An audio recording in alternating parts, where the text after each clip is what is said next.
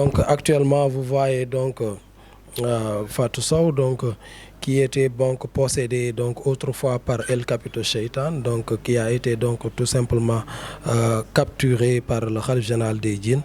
Donc là, elle est revenue, vous voyez, et elle est tombée donc devant le khalife général des djinns. Donc elle vient donc de Morolan avec ses parents. On ne sait pas exactement de quoi il s'agit actuellement, mais de toute façon, elle est entrée donc dans la chambre et elle est couchée donc devant le khalife général des djinns. Ladies and gents, dear followers of TMS TV, you can see this very young girl, Fatou Sow. She's coming from Morolan with her parents, with her mother, and then she was just being possessed, in the past by El Capito Shaitan, who has been just, made out from her body by the Khalif General of the Jinns. But today she's coming back and she's just lying down in front of the Marshal Thierno Moule. So we don't know exactly what is it about. So in some minutes we're gonna see what will happen exactly and we're gonna tell you what's the problem.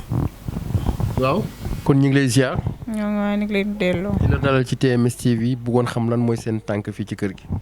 xanaa borom coono bu bari bii rek. bii mooy ñetti yoon mu fi ñëw ñooy génne jinn bi tey génne guñ ko waaye loolu lañu bëgg. ndax keroog semaine bee paas suba lay am 15 jours la ko affaire bi beneen jinne jàpp bu jigéen mu sonal ko ci yoon bi kee mel na da koo topp bi ñëw tey suur woowu daa koo topp mooy xeexam moom ci yoon bi. lu ne wax na ko ci yoon bi dinaa kopp oto bi dinaa fël lu ne wax na ko ci oto bi biñ yëg si bés ci buntu kër gi mu ne su dee dangaa ñeme na nga taxaw photo baa ngi nii foofu la gëj a waxatul bi mu dugg fii su mu ñëwee fii la tëdd nelaw ba fajar suba teel lañ dugg fii mu faju ñu dem deful dara démb ci guddi jékki-jékki mu daanu ci suuf ñooy wax lan la ba yàgg mu ne man la xaw ma aussi xaw ma nan man maa toppoon keroog kii kayre bi muy dem kër Thierno Moule Sow man dama bëgg ngeen yóbbu moom a tuub waaye moom mi ñëw démb moom daa réew moom nuroowul ak yeneen jinne yi kii démb da ci station bi ba ay xuloo lañ nekkee si moom ci oto bi ñu yegg si fii ay xuloo de moom ku wax day bëgg saaga moom nee na bëgg na tuub waaye moom xolam yoru xolu jullit daal te moom xam na ne tey su ko rëccee xale yi dañu commencé jàng te ci CM ba dina dugg doomu jàmbu toroxal ko loolu moo tax mu profitoo démb pour dugg ci Fatou Sow mi mu indiwaat ko fii waaw nee na moom yàgg na ñëw ci CM ba depuis bato la Joolaa bi muy daanu ci kanamam la suur boobu la dow dem dugg ci CM bi suur boobu la génn géej ci géej bi la dëkkoon waaye démb li muy doon expliqué yëpp ñu nekk suñu yeggee Thierno Moule Sow dina leer bi ñu yeggee ba ci buntu kër bi mën a dimbal leen bu leen wax Thierno Moule Sow dara na ngeen noppi léegi nag rakku papam bi mu nekk suñu yeggee suba lépp dinañ ko wax Thierno Moule Sow moom mu xaar tey ba yow ñëwoo mu nga yeex a ñëw moom mu dem ñibbi waaye moom a gën a mën a expliqué waroon a toog fii démb lu ne la wax ci oto bi waaw moom jinne waaw moom nee na rey na ñaari nit toroxal na ay doomu aadama moom daal neen def na yu bari yu soo ko waxee dara lan mooy xam-xam loolu xiir ci loolu mu ne xaw ma mu jànni la dama lay saaga soo ngeen waxee dama leen di saaga man demaa naan ba mandi ku muy wax comme mandi ni muy waxee ni ma doon waxee moom jinne bi est-ce que Thierno mu man keroog bi bato la Joolaa daanoo laa génn si géej bi doo dugg ci CM bi boobu ba léegi mosuma fa def lu baax man may seefu jinne yi nekk foofu yëpp man maa leen di yónni yore seen xam-xam maa jël seen xam-xam naan ko moo ko wax. kon defe naa ni suñu mbokku internet yi suñu mbokku téléspectateurs yi defe naa ni lii leer na ngeen dégg yaayu El Capito seytaane li mu wax defe naa ni leer na jinne yi nga xam ni ñoo nekk Morolan ñoom ñëpp dañu bëgg a tuub ñëw ci le khalife général tuub si waaye dañ ko bëgg a jaarale ci El Capito pour ñëw fii daal di tuub loolu nag defe naa ni du ma wax ni c'est la première fois mais jàngalaat nañu kër khalife général des jinne di Alaaji Thierno Moule Sow jàngal nañu leneen lu bees bu ay jinne yu baree bari booloo war a jógee Morolan pour ñëw ne dañuy tuub si waaye dañ koy jaarale ci El Capito seytaane defe naa ni loolu nekk na lu am solo di Fatou Sow ngeen dégg ci témoignage bi léegi li ci gënoon a am solo presque yaayam expliqué nañu ci lu bare bari kon ngeen gis ni jinne yi nag fu ne la ñuy ruube rawatina école yi fu ne la ñuy ruube rawatina école yi te nag période bi c'est normal parce que école mi ngi ubbiwaat te bu école ubbee da ngeen di gis ni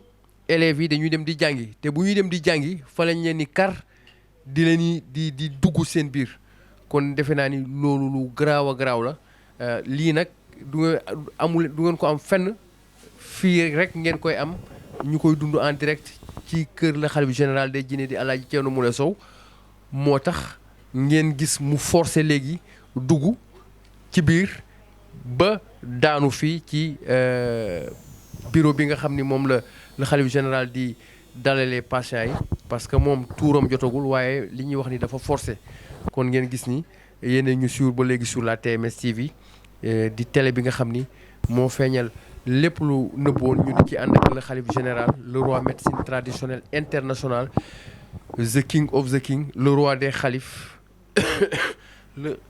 le roi des xalif le roi des xalif le maréchal le bourreau des dëmm di Alaaji Thierno Moule Sow kon sëñ bi ñu ngi lay ziar di la jox sa wàccuwaay di la delloo kàddu gi. waaw jërëjëf Moustapha ñoo ngi nangu ziar macha allah. gis ngeen ni ko yaayam waxee defe naa ne soxna si Fatou Sow moo ngi jóge ba Morola moom lañ génne woon jinne boobu nekkoon tuddoon El Capito saytaane ñu génne woon ko ci moom macha allah ba mu dellu léegi nag jinne yi nekk Morola yëpp xam naa ne dañoo bëgg a jaare ci moom dégg ngeen lu yaayam wax fu mu nekk nii dafa forcé waruloon dugg nii sax dañoo ubbi buntu bi rek mu forcé dugg beneen jinne bi Kayre mooy bi ñu mujjee Kayre waaw bi ñu mujjee génnee tuubal ko nee na dafa bëgg a ñëw jébbalu doon suma taalibe loolu la bëgg loolu moo tax mu dugg xale bi ndax nee na bu jaarewul ci xale bi du mën a ñëw ci man léegi nag kii tamit ñu laaj ko moom la kan ak lan moo tax mu ñëw déjà kon gis ngeen ne ñoom ñoo ngi jóge fii ba Morola xam nga ndekete depuis démb lañ fi ñëw te man xam nga démb daanaka ñëwuma fi depuis démb ci minuit la ñu ñëw sama kër gi waaw léegi nag ñu wax ak jinne bi ñu xool parce que ñi ñuy seetaan dañuy gën a bàyyi xel tout le temps ci émission yi ak TMS TV kii nag xàmmee ngeen ko léegi nag ñu xool kii ban jinne la lii nag c'est pas la première fois ba ñu nekkee unité 19 aussi am na xale bu jigéen bu tuddoon Awa Kayta am na jinne yu bëri nga xamante ne dañ daan jaare ci moom daan ñëw ci man lii kon c'est pas la première fois macha allah kon nag léegi nag ñu xool aussi moom kii kàlla d'abord yaayam expliqué nañu ñu xool yow la kan dafa dugg rek daanu sama suufu tànk yi maanaam dafa dugg rek daanu si sama suufu tànk léegi nag ñu bëgg a xam kii kàlla d'abord mu expliqué ñu xool école nag ubbi na te xam ngeen ne confinement bi yàgg na lool te gis ngeen ne école confinement bi jinne yu bëri dañuy rassembler jinne yu bëri dañuy gën a defarwaat seen toogaay kon nag école ubbi na nañu gën a def ndànk di gën a ut ay musluwaay ut volcan jooni ak vite fait bu sa doom di jàngi nga suur ko ci bu nga koy diw macha allah bu demee école ba jinne yi dañ koy daw dëmm yi dañ koy daw kon nag ne ñëpp war nañ daw Moustapha uti vite fait école nag instant bii nii day tàng jër ndax jinne yi dañuy gën a jur di gën a sakkan di gën a bëri ndax nag confinement bi école yi bu ñu tëjee woon jinne yi dañuy gën a rassembler di xaar ouverture école yi man maa la wax dara nag gis nga ouverture école yi dana bëri école yi bëri nga xamante ne xale yi jigéen dinañ gën a daanu parce que jinne yi dañuy gën a am doole ndax dañuy gën a defaru di gën a riiñoo di gën a xaar nit ñi léegi nag kon ñu fexe mu jóg ñu xool moom la kan d'abord déjà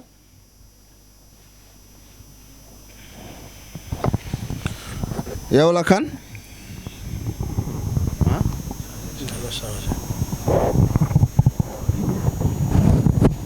yow la kan d'abord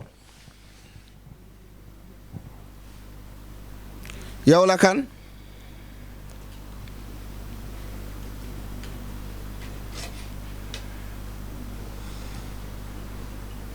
gis ngeen mbokk yi lii nag fii rek lay xewee kër Thierno Moule moom de moo ngi dafa dugg rek daanu sama tànk waaw lii nag moom yàlla la suñu borom moo ma jox lii maanaam xam-xam la bi nga xamante ne du dama koo jàng alxuraan du dama koo jàng lii xam-xam la bi nga xamante ne suñu borom moo ko namm ci man sama maam nag yoroon nañ ay jinne ñoom Sunjata Kayta ñoom Yoro Tenge la Koli Tenge la Nima Tenge la ñoom Labbu Ardu Jéeri suma maam yoroon nañ amoon nañ ay jinne ñoom Sunjata Kayta waaye nag façon bi may def nii mel na man maa koy def ci sama maam yi macha allah ñoom Mamadou Aliou Sow macha allah suma papa ñoom Yoro Sow macha allah yàlla mayoon na leen xam-xam waaye nag li may def nii c'est la première fois histoire Sénégal ñu gis nit kuy jàkkaarloo ay jinne di wax ak ay jinne di tuubal ay jinne loolu nag suñu borom moo ma ko jox maanaam lii judduwaale la li nga xamante ne suñu borom moo ko def ci man waaye avant lii nag suma waajur yi ay borom xam-xam lañu ay waliw lañu ay nitu yàlla lañu macha allah kon ñoo ngi ciy sant yàlla bu baax di julli ci yonente bi salaa salaam léegi nag ñu bëgg a xam kii kàlla mu jóg ñu xam kooku kàlla bu mu duggee ba tey dafa dugg rek daanu tëdd léegi nag ñu bëgg a xam kàlla. waaw sëriñ bi da nga wax lu am solo léegi. ci ouverture école yi. waaw. da nga wax lu am solo léegi ci ouverture école yi. féewte na côté bi waaw. que parents yi fi mu ne nii war nañ ñoom ñëpp ñëw ut si cuuraay volcan jooni jooni bi. parents yi war nañ ñëw ut si cuuraay volcan jooni jooni bi. waaw parce que école yi ubbi nañ. te école yi bu ubbee jinne yi loolu rek la ñuy yàkkamti. parce que xam nga école yi bu ubbee moom. day fees dell. fa la ñuy ñëw nag di ruube at bu nekk nga gis école yi presque ci Sénégal xale yi dañuy daanu. ba réewum Sénégal sax dañu jaaxle. te defe naa ni li maxtum waxoon na que ni jinne yi presque dañu envahir Sénégal maanaam jinne yëpp presque ñi ngi ñëw Sénégal. kon defe naa ni li nga wax am na solo képp kuy am sa doom muy dem di école war nga ut cuuraay volcan buy dem nga suur ko ci su demee benn jinne du ko ñemee jege ba koy laal defe naa ni loolu am na solo. ñi fi ngeen gis ni élèves yi tout le temps dañuy ñëw fii di daanu jinne yi nekk nañ loo xam ni ñooy ruube fu ne rawatina école yi nag bu école tëjee xam ngeen ni école yi day vide jinne yi ñoom bu école tëjee dañuy teg seen stratégie di def seen ay complot di xaar école ubbi kon defe naa ni précision boobu aussi sëriñ bi wax léegi am na solo lool macha allah.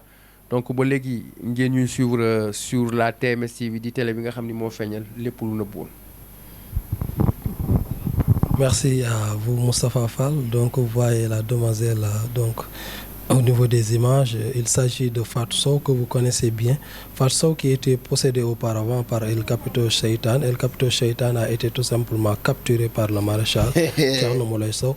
Et l'autre jour donc elle était revenue ici parce que donc c'était un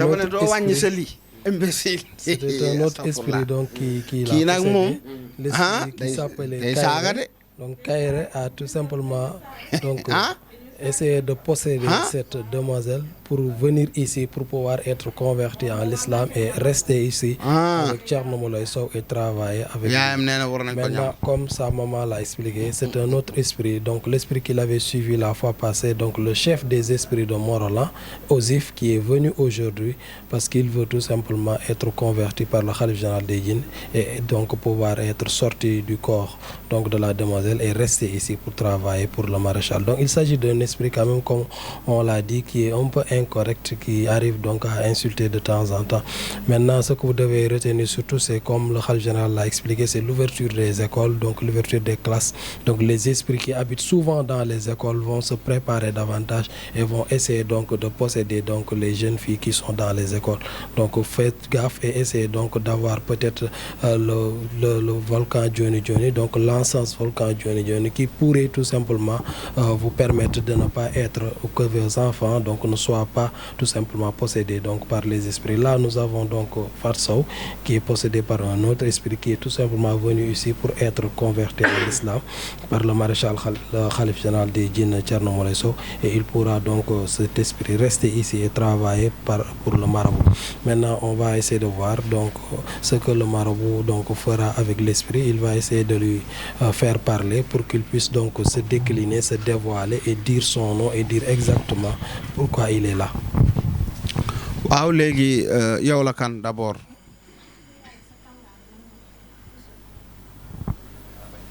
yow la kan. c'est qui yow la kan.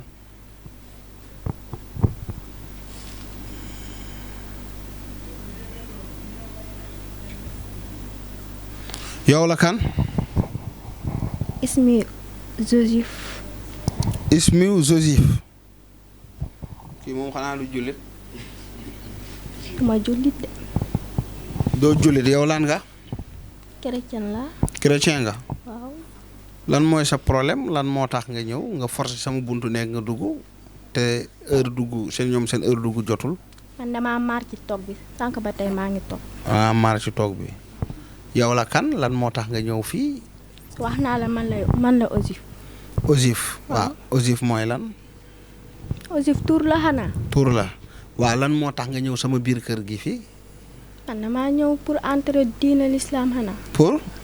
damaa bëgg a dugg ci diine l'islam. da ngaa bëgg a dugg ci diine l'islam mais yow yaay kan ak fan nga jóge ak yow lan nga ak lan moo tax nga bëgg a dugg ci diine l'islam. man waaw. maa ngi dëkk Morolan. Morolan nga dëkk. waaw. léegi yow Morolan nga dëkk léegi lan moo tax nga ñëw ci man loolu laa bëgg a xam. damaa bëgg tuub xanaa. lan moo tax nga bëgg a tuub mbokk yi foog ma laaj ko lu tax mu bëgg a tuub ndax jinne yu bëri bu ñu leen jàppee fii dañ leen di tuubal dugal leen ci lislaam moom nag nee na dafa bëgg a tuub léegi lan moo tax mu bëgg a tuub foog mu wax ñu parce que am na cause bi tax mu bëgg a tuub y a quelque chose du damaa bëgg a tuub noonu kese nga ñëw rek ñu tuubal la da ñuy wax lan nga yàq ak fan nga toj ak yow yaay kan pour ñu xam c'est important.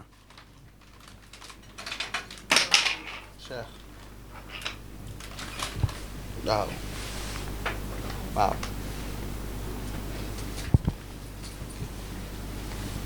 waxal yow la ñuy déglu foog mu wax yow lan nga ba lanu xale bu jigéen bi nga rakku papam xam na borom listixaar ba.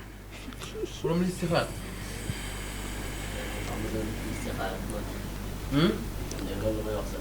ko mos a listixaar.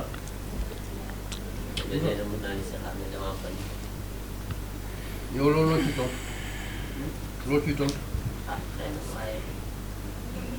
loolu li mu wax am na wala am.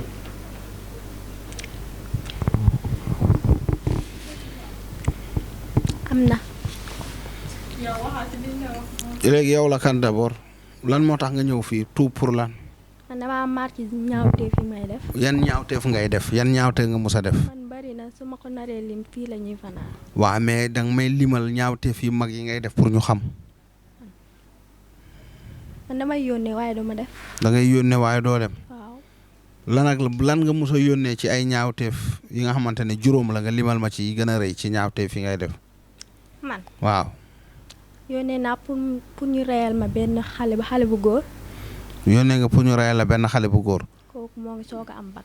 mu ngi doog a am bac. waaw. rey nañ ko wala reyaguñ ko. dañu ko rey. rey nañ ko. waaw. nan lañ ko reyee. xaw ma fa la génnoon pour dem. waaw. yëg ci jakartaam. te yónni samay taalibi ma ne leen boo leen demee ngeen of jakarta bi moom mu daanu. daanu ba ñu ëppee mu dee. waaw. waaw. léegi loolu fan la xewee ban dëkk la. Morolan xanaa. Morolan ñii xam nañ ko wala xamuñu ko. dañoo ko xam.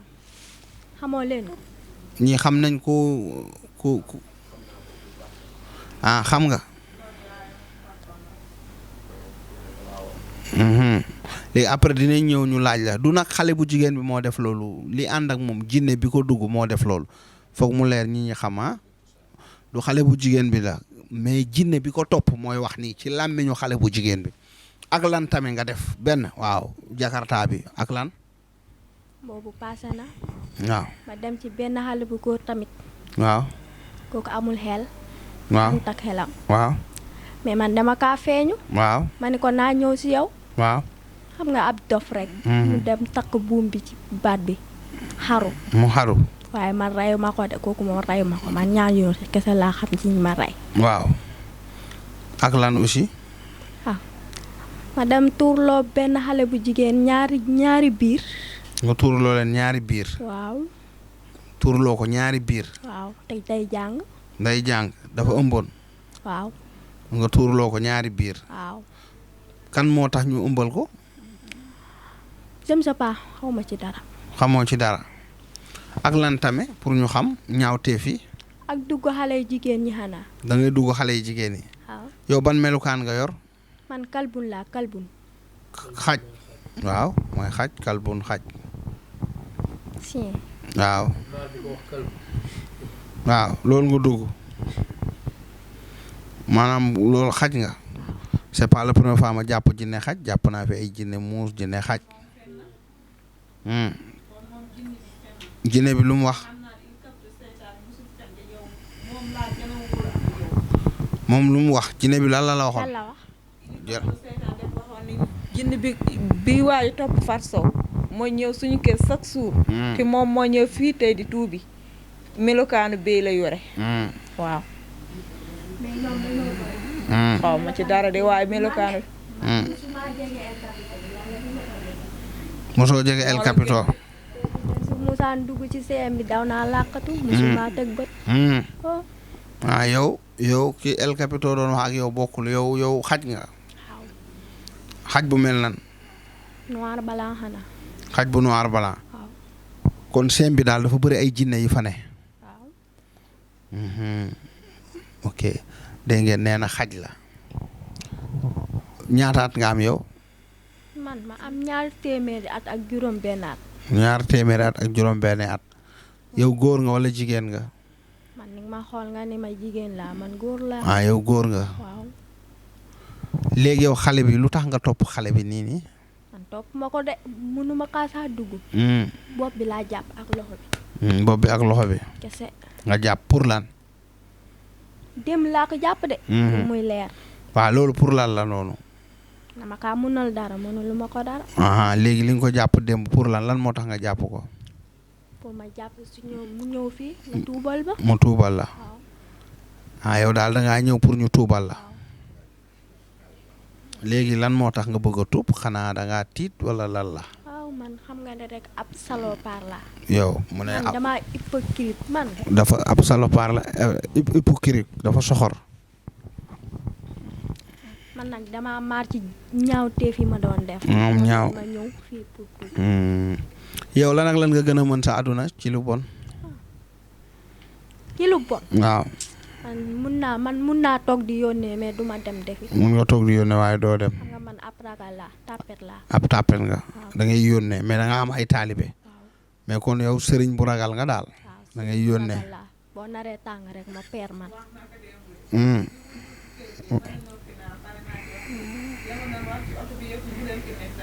démb lan nga doon wax ci oto bi.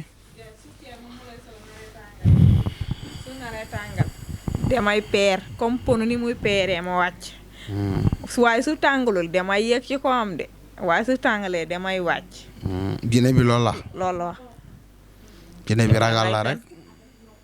affaire noppi ala hen de damay wax ba mu dégg ko.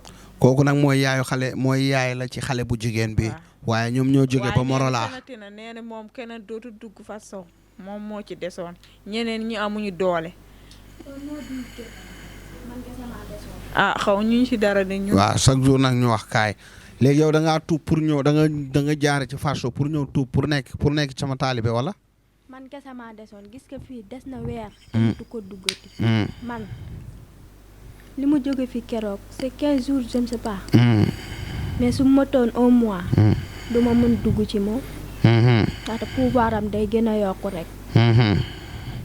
kon déjà yow rek yaa ci des. man yow yaa ñëwoon daal pour tuub si. man may dernier bi. léegi yow lan mooy sa problème fii léegi da ngaa bëggoon ñu tuubal la léegi bu ñu la tuubalee yow lan nga ñuy satisfaire fii ban njëriñ nga am ci kër gi. dina bari de. anak lan nga mën pas jinne bi nga xamante ne tàppet la da nga koy tuubal boo ko waxee demal muy xool yow lan nga mën lan nga gën a mën sa àdduna. man dinaa dem de boo ma yónnee naa dem man mun naa lépp. lan nga gën a mën rapidement pour ñu xam mbokk yi. la laa gën a mën. waaw. boo ma yónnee di nga ko xam. non danga may wax lan mooy yow sa professionnel loo gën a mën. man lijjanti comme lan. diw nee na. waaw. na nga ko defal nangam. waaw. pare naa ci te di nga ko def. diw nee na nga ko defal nangam te di nga ko def. maanaam daal pare naa man taalibe am nga xam-xam taalibe bu amoon soxla daal ñu yabal la ci taalibe bi di nga dem régler soxla taalibe bi nga ñëwaat. waaw. di nga dem mën a dem. ndax ab ragal moom luñ ko sant rek da koy def. waaw kon nag moo ngi noonu mbokk yi dégg ngeen loolu jinne bi nee na dafa bëgg a ñëw tuub si pour dugg ci l'islam pour ñëw nekk sama taalibe kon nag moo ngi noonu parfois jinne yi dañuy ñëw rek tuub si gis nga ko moom loolu moo ko fi indi carrément ñii nag ñoo ngi jóge ba Morola ñëw dafa doon ruube rek foofu yëpp muy ruube waaye fii ba mu ñëwee ruubewul ndax nag macha allah di ma tuubal léegi. da ngaa bëgg ma tuubal la. waaw dinaa la tuubal mu ne ba xam dinaa ko tuubal. léegi laa la wax. waaw dinaa la tuubal kay. dinaa la ngeen may cigarette ak kii beer pour ma mujjee ko. da ngay naan beer. waaw. ak cigarette waaw kay nee na day naan beer ak cigarette lu tax ngay naan beer yow. man chrétien boo gis am na foo xoolal dangay laajte ndax chrétien day naan beer wala la. chrétien day naan waaw chrétien da am na ñu koy naan am na ñu ko dul naan. man de dama koy naan ci laa bokk. yow da nga koy naan. waaw. est-ce que boo ko naanee ak ni nga nekkee xale bi nii loolu xale bi doo ko def dara. déedéet man fulaar bi laa kii la xaw a rus. fulaar xale bi. waaw. waaw macha allah waaw dafa yiw de léegi nag nga bëgg a nekk ci moom ba pare ne jox leen ma cigarette ak beer. non pour ma mujjee ko rek def xam nga rek. pour nga mujjee ko yéeme na de fii nag cigarette amu fi kër gi kenn du fi tox. baal leen ma. kenn du fi angane. baal leen ma. fii de kenn du fi tox kenn du fi naan. garaawul. y a pas grave. da ngay tox cigarette. man waaw. fii am na ñuy tox fii patient yi fii kenn du fi tox cigarette. baal leen ma. wax naa mbokk yi gis ngeen mos naa jàpp benn jinne yàgg na mu ne cigarette la bëgg gaa yi dem génn laajte ku am cigarette gaa yi loolu fan la woon fii xaw ma fee man a gaa yi nañ dem wëral ma ko am cigarette ñu dem wëri ko am cigarette ñu indi ñu jox mu commencé ko taal man nanguwaat ko ma ne ko fii kenn du fi tux loolu gis nga jinne bi day tux cigarette neen day naan beer fii nag wax dëgg yàlla fii ay meew ñoo fi am meew yi sedd guy ay jus neex ñoo fi am waaye ay beer ak waaw boo tuubee nag dootoo naan sàngara dootoo tuxati cigarette. loolu laa xam moo tax ma bëgg a mujjee yooyu. waa déet yow kay li nga doon naan mu ne naanoon na mujjanteel bi. man damaa foog noonu su ma yeggee fii Thierno Moulay Sow laa fii fekk moo tax ma wax ko. Albert jox ma beer ma naan nga man di ci oto bi nga ñuy saaga. mu ne démb. dañuy xam nga suñu jóge suñu kër dañuy romb école yi nii biñ tolloo foofu mu ne Albert mu def nii loxo bi Albert jox ma beer mel ni ku téye butéel bi mu def nii loxam.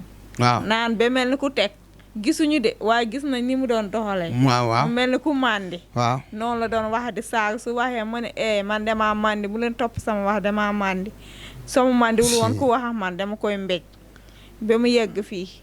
démb man li ma doon wax yëpp ndax bu leen topp waxu màndi kax la. mu den ko wax Thierno Moulay Sow. ndax wax màndi kax la jarul jàpp.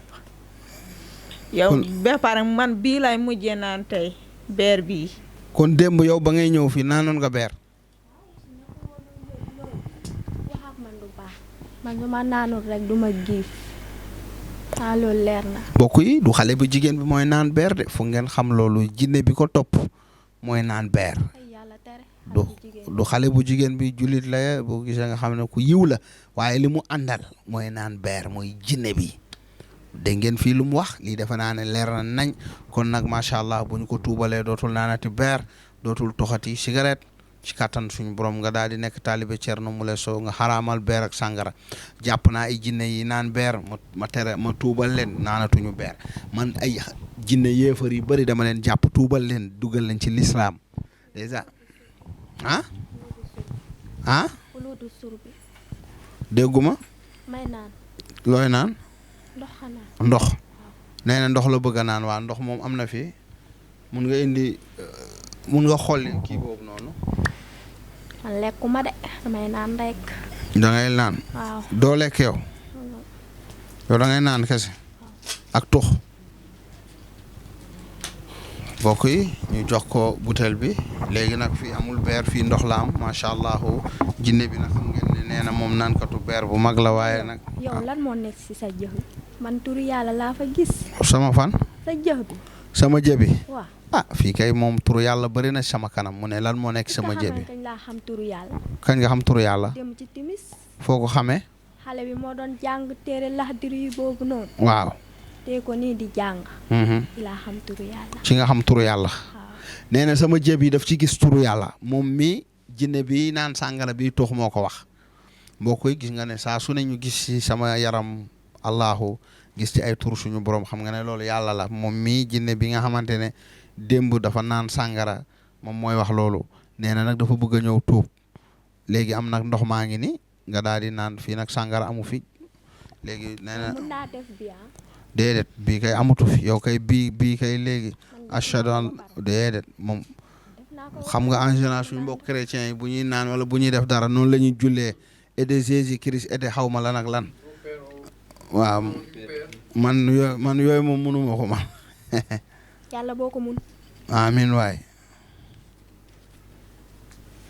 moom naan na ba pare ndox léegi nag yow ma tuubal la kon boo koy gis ngeen lii lu yéeme la jinne bi nga xamante ne démb rek moo ngi doon naan beer léegi nag ma daal di koy tuubal dugal ko ci diine l'islam lii nag c'est pas la première fois jinne yaa ngi daw di ma songu si di ñëw di tuub si ngir dugg ci l'islam lii nag allahu la tabaarakallahu suñu borom la man damay jàpp ay nit ñi nga xamante ne dañoo sànk woon dañoo yàqu ma indiwaat leen jinjiwaat leen damay jàpp ay jinne yi nga xamante ne dañoo sànku di def lu bon di naan di tux di dorogewu di yàq nekk ay yéefar ma indiwaat leen tuubal leen dugal leen ci yoonu siraatal mustaqim xamal leen yàlla xamal leen yónente bi xamal leen alxuraanul karim kon nag dañuy sant yàlla julli ci yónente bi salaa salaam sama lépp yàlla ak yónente bi la defe naa ne ki nga xamante ne kanamam ay allahu muhammad ay bëtam allahu muhammad kon nag man suma àdduna suma lépp yàlla ak yónente bi la waaye nag mécanicien bi dafay am tenue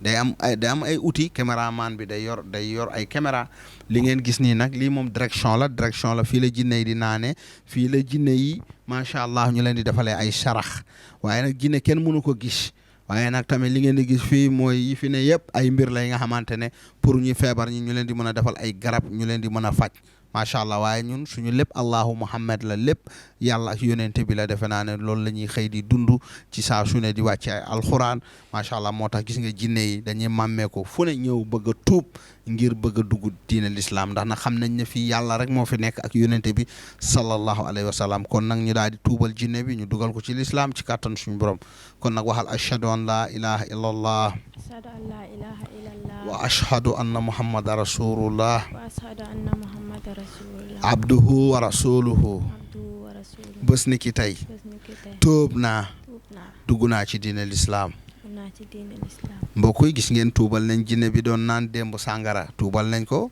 jinne bi doon tux tuubal nañ ko jinne bi daan def njombe daan def yi ñaaw yi lu bon li nee na dafa def ñaaw téef ba doyal tuubal nañ ko fan lañ ko tuubalee ci kër Thierno Moule Sow fii gis nga saa su ne ñoo ngi tudd baatu seede yi ñoo ngi wax ashhadu an la ilaha illallah ashhadu anna muhammadan rasulullah abdu wa rasuluhu saa su ne ñoo ngi koy wax suñu làmmi ñoo ngi koy wax ci kër gi kon nag xam nga ne fii yàlla kese moo fi nekk yàlla dong yàlla rek moo fi nekk kon nag tuubal nañ jinne bi mbokk yi kon nag ñu daal di koy fexe ñu xoolal ko tur ñu jox ko macha allah mu daal di génn Fatou Sow ñu ñibbiwaat fële ca Morola foofu lañ jóge bàyyi seen lépp ñëw fii ndax nag fii lañ am yaakaar fii lañ xam ne bu ñu fi ñëwee macha allah jinne bu leen sonaloon bu ñu xasee ba dugg ci sama kër dañuy am jàmm kon nag macha allah ñu daal di koy jox tur rek macha allah léegi nag tuubal nañ ko léegi nag ma daal di koy jox benn tur.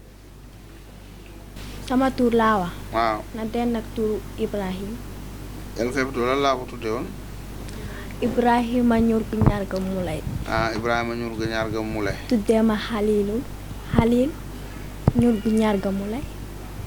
jinne bi nee naa ko tuddee Xalil ñur gu ñaar ga mule waaw mbokk yi jinne bi mooy wax noonu kon nag mais sëñ bi waaw sànq nga ne ashhadu an la ilaha illallah waaw mais am na ku ma bëggoon tuubal dem waaw biir oto bi waaw xam nga lan laa ko wax boo ma tuubalee tamit ma dellu ci CM ba may dellu ci sama ñaawteef waaw foo ma dem ci Thierno Moule Sow am na ko bëggoon tuubal moo ko bëggoon tuubal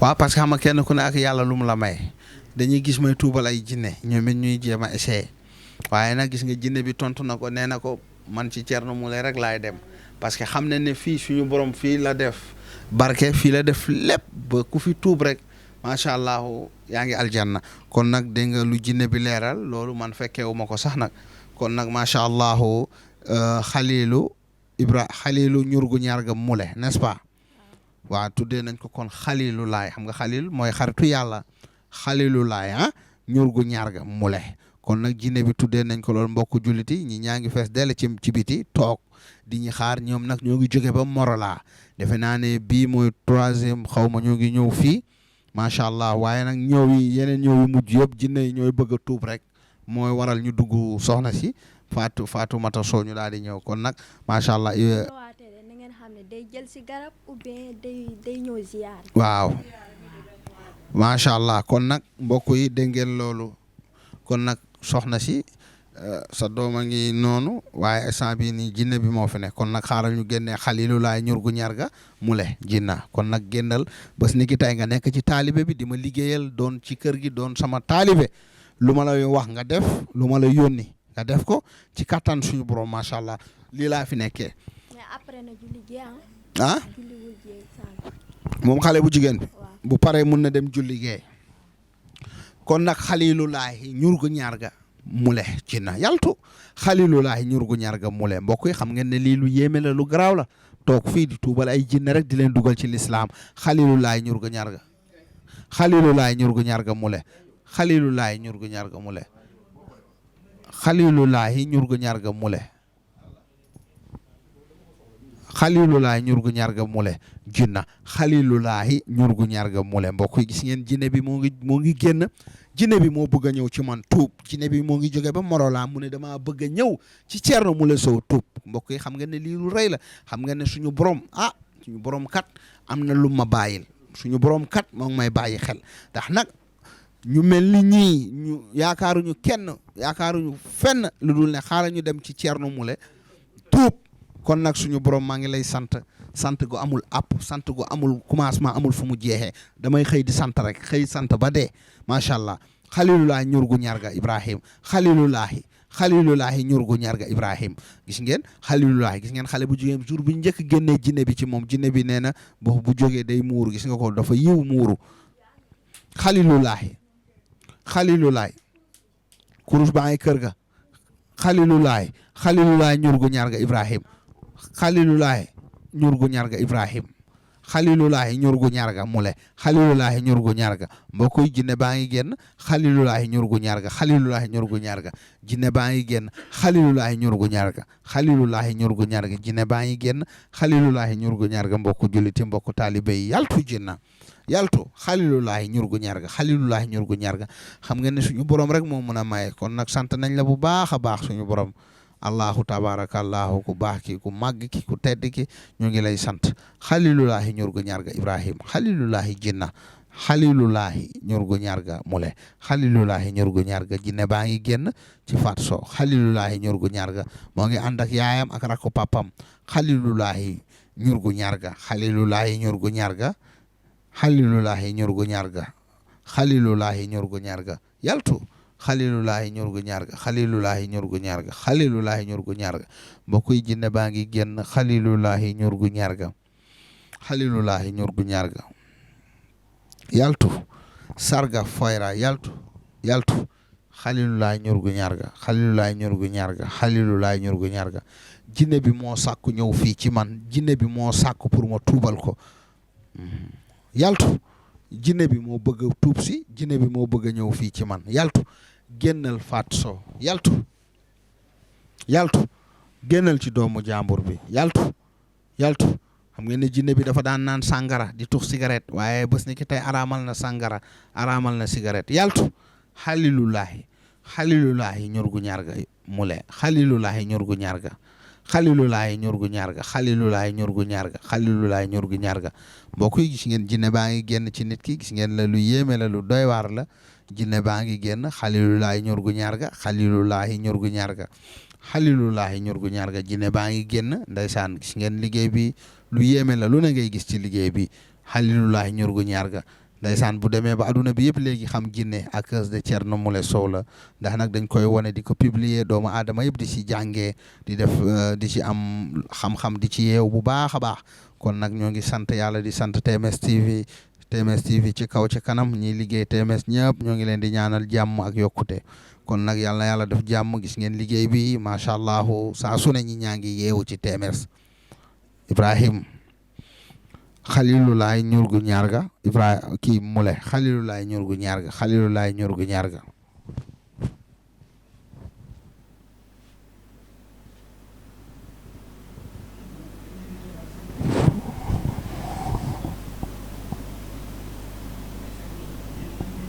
yow la kan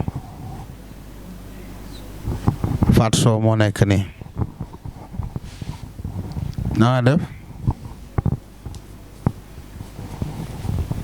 waaw naka seen waa kër yaa ngi ci jàmm waaw Fatou Sow moo toog ni de waaw sëriñ bi defe naa ni avant ñuy dugg ci commentaire yi rapidement rek ma jël rakku papaam parce que am na lu ñu bëggoon wax sànq lan nga ñuy wax yan kàddu ngay sànni ci li nga jot a gis ni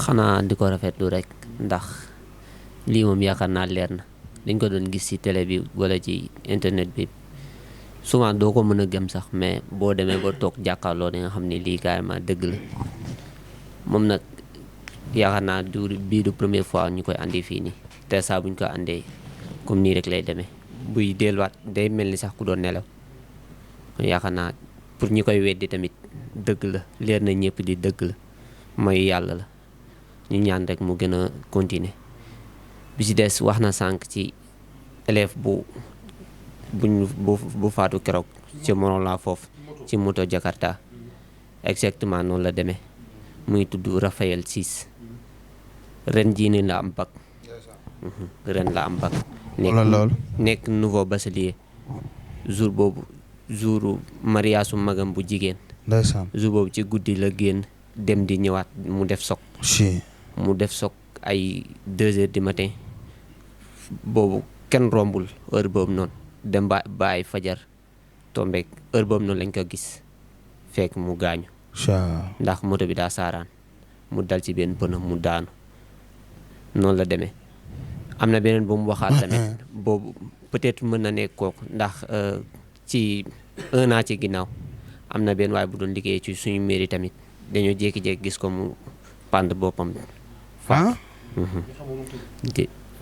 non nag fàtte naa tur bi nag alors beneen laaj bi mooy nan la ngeen di dundee ak jinne yi foofu ci Morolan rawatina école bi nga xam ni moom la ñuy tudd foofu que ni ay jinne kese la waaw loolu de moom yaakaar naa instant yi ñun dañoo dem ba miin ko sax ndax njëkkeewul ci moom ñun instant yi bu koy def sax duñu def problème ndax yàgg nañ di dund lool yeneen xale yu jigéen yi nekk ci école bi yëpp dañuy daan te loolu kese ñun moo ñu si jaaxal maanaam xale jigéen ñi rek lay jàpp CM ba foofu noonu yëpp ñu fay jàngee yëpp xaaju xale jigéen ñi laa wax dañuy daan loolu nag expliqué nañ amoon nañ ñu expliqué ni benn garab bu nekkoon ci digg école bi moom lañ gor moo tax jinne yi foofu lañ dëkkoon ñu gor ko moo tax affaire yi tas ci xale yi comme ni mu ko waxee école démb la ubbi te instant bii moom bu moytul maanaam loolu lañ ci séentu ñaan ñu ko yàlla sax mais loolu lañ ci séentu ndax toog nañ lu mat ay 5-4 mois jànguñ donc bu fekkee jinne yaa ngi ci école bi dañuy gën a yokk gën a am doole lii moom ñu wax ci teel ñu andi Thierno Moule mu génnee ko ndax comme moom moo ko mën moom la ko yàlla may ñu wax ci waxtaanee ko foofu noonu ndax lii moom leer na ñëpp ni moom kese moo ko fi mën ndax njëkkee nañ ci ñu bëri fii lañ mujjee xëy na nag noonu la ko yàlla dogalee woon dinañ jaar fu bëri yaa ko fa xaalis bu bëri te teewul duñ jëriñ rafetlu rek ñaan ko yàlla moom yàlla gën kaa dëgëral yokk ko xam-xam bi barke Yonent bi man Modou Sow laa tudd. lay jaajëfal bu baax. suñu mbokku internet yi suñu mbokku téléspectateurs yu TMS TV ngeen di ànd ak ñun ci télé bi nga xam ni mooy feeñal lépp lu nëbb woon defe naa ni kaddu yi nga xam ni Modou Sow rotal na ko léegi di rakku papaam nekk na kaddu yu yéeme parce que dégg ngeen jinne bi léegi li mu wax nee nañu ki nga xam ni mooy Raphaël Ciss dëkk ca Morolan jouru mariage u sëram ci la jinne bi def li muy def faat ko bi ñu déggee ci kàddu Modou Sow également ci li nga xam ni moom la jinne bi wax sànq am na koo xam ni dafa pendre boppam maanaam dafa jël buum yeew boppam faatu te ci mairie bi la doon liggéey kon ngeen gis ni jinne nekk na lu garaaw a garaaw kii nag Fatou Sow mi doon wax sànq du moom jinne bi dugg ci moom la mi ngi am 206 ans am na ñaar téeméeri at ak juróom benn ngeen gis ni jinne yi ñi ngi ko topp te li ci gën a garaaw mooy jinne yi ci moom la ñuy jaar pour ñëw tuub si ci le khalife général des jinne kon gis ngeen ni jinne yi ñi ngay ruube ci Morolan bu baax a baax rawatina bi nga xamee ni école ubbi na te bu école ubbee bés bu ne da ngeen di dégg ci rajo yi ñu leen ni jinne yi ñu ngi ruube fu ne xale yi ñu ngi daanu loolu nag li ko mën a saafara mooy cuuraay volcan joni joni man ma tuddee ko duubul cuuraay volcan joni joni jënd leen ko jox ko seen doom yi bu ñu demee benn jinne du leen jege dana leen aar mbir mi nag fii lay tàngee waaye fii lay séddee ci kër xalif général Alaaji Thierno Moule Sow ñu ngi leen ni safoo di kontaan ci ñaan di leen wax ni di leen ñaanal sëriñ bi gudd fan ak wér gi yaram di leen ñaanal sëriñ bi mu am kàttan parce que ki nga xam ni li ko yàlla may moom rek la ko yàlla may ji ko suuf kon kooku defe naa ni di ko ñaanal mooy njëriñu Sénégal mooy njëriñu àdduna mooy njëriñu askan bi te dégg ngeen bés bu ne ñu di ko ñaanal kon nag la TMS TV fii lay tànge waaye fii lay seddee. Merci à vous Moustapha Fall. Donc comme vous venez de vivre ça avec nous, donc Fatou Sow qui était possédé par El Capito Shaitan auparavant, El Capito Shaitan donc avait été capturé donc par le maréchal Thierno Moule Sow et là elle était revenue donc avec un autre esprit qui s'appelait Kaïra. Kaïra aussi avait été tout simplement converti à l'islam et capturé par le maréchal Thierno Moule Sow. Aujourd'hui, nous voyons un troisième esprit, donc un troisième esprit qui était en train donc de posséder donc Fatou Sow, donc l'esprit qui était le chef donc des esprits de Morolan, donc qui s'appelait Osif. Osif donc était venu ici tout simplement pour être converti à l'islam et pouvoir sortir donc du corps donc de la demoiselle Fatou Sow, parce que comme Osif l'a expliqué, c'est l'ouverture des classes et il ne voudrait pas continuer à faire du mal. C'est pourquoi il est entré donc dans le corps de Fatou Sow pour venir ici voir le khalife général des jinne, être converti à l'islam et pouvoir maintenant arrêter de faire du mal. Finalement, donc le khalife général l'a converti à l'islam et l'a donné le nom de Khalilou Nyourgou Nyarga Moule. Donc il l'a sorti tout simplement donc du corps donc de la demoiselle Fatou Sow. Donc l'esprit donc qui a eu à faire des révélations incroyables, donc de fracassantes révélations. Cet esprit qui est âgé donc de 206 ans a dit même qu'il a eu à tuer donc 2 personnes au niveau de Morolan. L'autre qui s'appelait Francis qui venait d'avoir son baccalauréat donc a eu à être tout simplement tué par l'esprit. Donc là il en avait marre de faire du mal. C'est pourquoi il est venu ici donc pour être converti. Finalement, il a été converti et sorti donc du corps de la demoiselle et il porte désormais le nom de Khalilou Nyourgou Nyarga Moule. Donc vous voyez même donc le frère de son papa a eu à faire aussi des révélations qu'au niveau donc de l'école qui se trouve à Morolan, donc il y a plein de filles qui sont possédées par des djinns et qui sont en train aussi de faire des grimaces. C'est pourquoi maintenant eux, ils sont habitués de ces faits parce qu'il y a plein de filles. Donc c'est un CM qui est donc habité par des esprits, donc plein d'esprits là-bas. Ladies and gents, dear followers of TMS TV, you can see what happened here. Fatou Sow, who was just possessed in the past by, El Capito Shaitan, who has been, captured, who has been, taken out by the Khalif General of the Jinn from her body. So is coming here today because she came here last time when the spirit Kaira, was possessing her. today now she's coming back because Osif was also possessing her. Osif was just coming here so as to be converted to Islam by the Khalif General of the Jinn and to be taken out from her body. So now the Khalif General of the Jinn has converted him to Islam and has given him the name of Khalilu Nyurgi Nyargamule. So he is now taken out from the body of Fatso, and he is being a Taliban of the Marshal, the king of all the kings, Chernomole. So this very spirit, revealed many things. He said that he was just even killing too many persons. I mean, 2 persons in Morolan. One person who was Francis, who was just having his baccalaureate. The spirit killed him, and this spirit said that he is 206 years old, and then he did a lot of bad things, and he came here today so as to be converted and let down what he was doing, because as the friend, I mean the brother of the father of Fatso says, we have many spirits in Morolan school, and many young girls are being possessed by the jinns.